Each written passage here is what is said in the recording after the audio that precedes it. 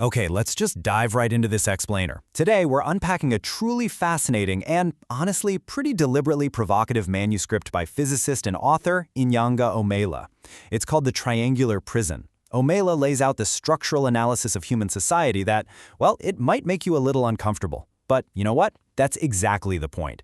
The core premise we're exploring today is this idea that we are all living inside an invisible cage. But here's the catch. It's not a cage we're forced into at gunpoint. No, it's a cage we inherit, a cage we literally pay for, and most surprisingly of all, it's a cage we are meticulously taught to defend. Which brings us to a really heavy question. Who taught you to call the cage a home? Omela argues that the absolute most effective control system in all of human history doesn't announce itself with iron bars or armed guards. Instead, it sneaks up on us. It arrives wearing the face of everything familiar. It arrives as family, it arrives as faith, it arrives as common sense. And because it feels so much like home, we rarely even think to resist it. So, to unpack this, we're going to take a quick tour of this metaphorical prison. Here is our agenda for today. First up, the invisible cage. Second, the three walls. Third, funding your own captivity. Fourth, the mind in chains. And finally, how to break free. All right, let's get into Section 1, the invisible cage, a home that is actually a prison.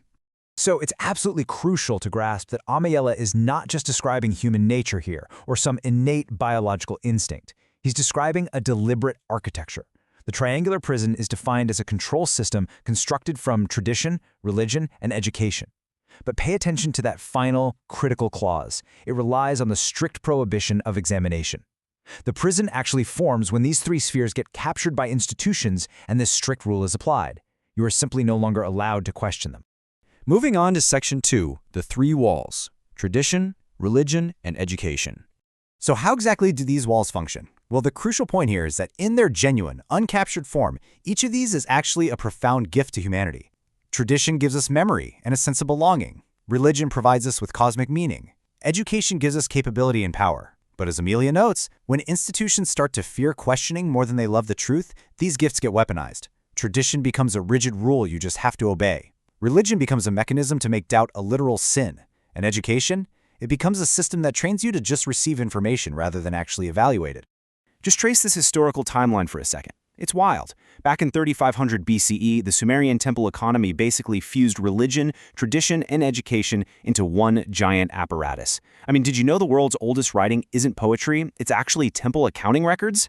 Then jump to ancient Egypt, where the concept of ma'at essentially made innovation a theological crime. By 325 CE, the Council of Nicaea showed us exactly how imperial state power structures religious orthodoxy. And finally, jumping to the 18th century, the Prussian classroom model was explicitly designed not to create independent thinkers, but to produce obedient soldiers and compliant factory workers. Let's drill down into that religious wall for just a moment. Omela contrasts the pre-agricultural shaman with the institutional priest. The shaman's authority was earned, right? It was deeply personal, and it only lasted as long as it genuinely helped the community. But as society scaled up, we shifted over to the priest. Now authority became institutional, it became inherited, and it became professionalized.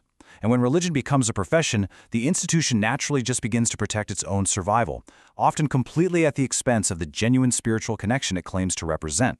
And we see a very similar capture in the education wall. Just contrast Socrates with that Prussian classroom model we still use a version of today.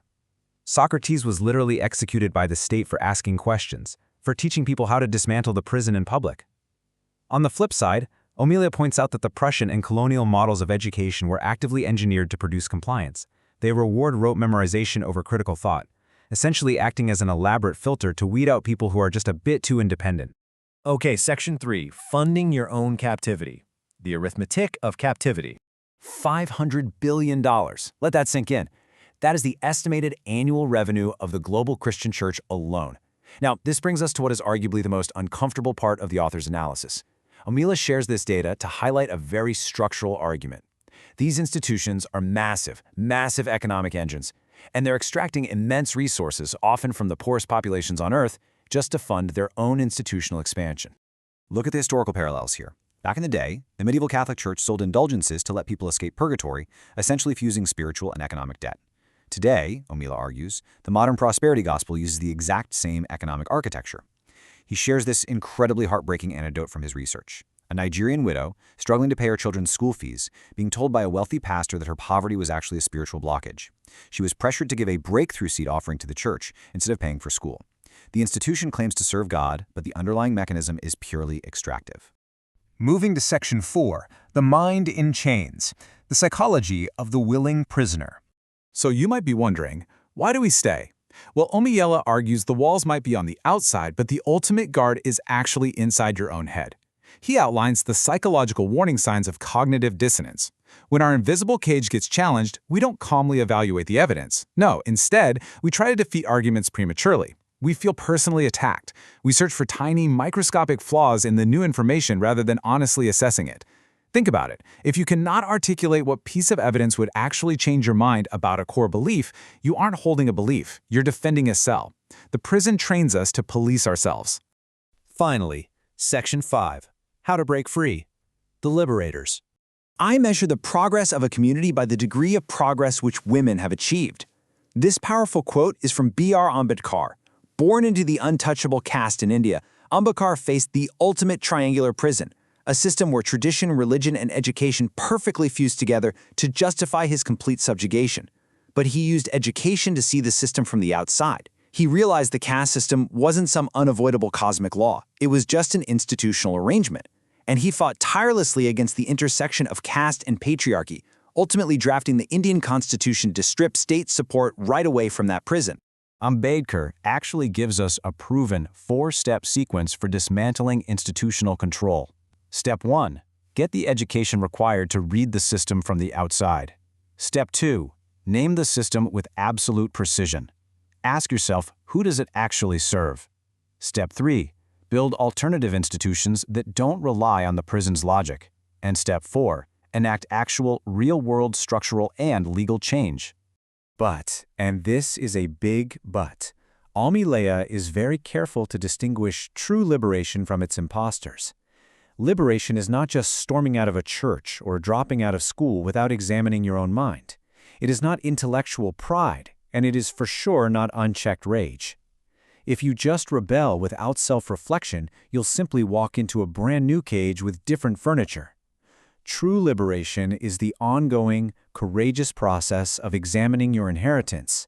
It's sitting with the serious discomfort of uncertainty and making free, informed choices about what actually serves your full humanity.